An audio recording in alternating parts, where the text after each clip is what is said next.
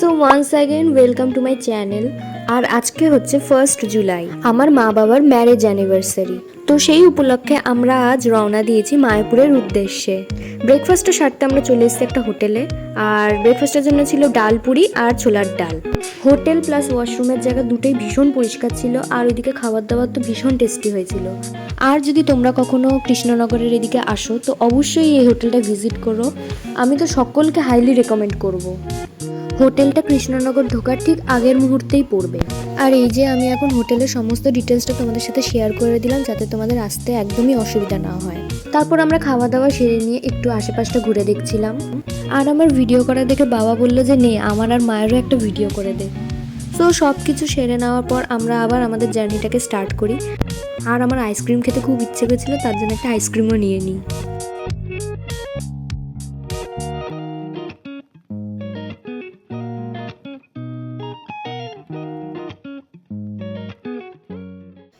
তো দেখতে দেখতে আমরা মায়াপুর পৌঁছে গেলাম, আর এর পরের মুহূর্তগুলো তোমরা দেখতে থাকো।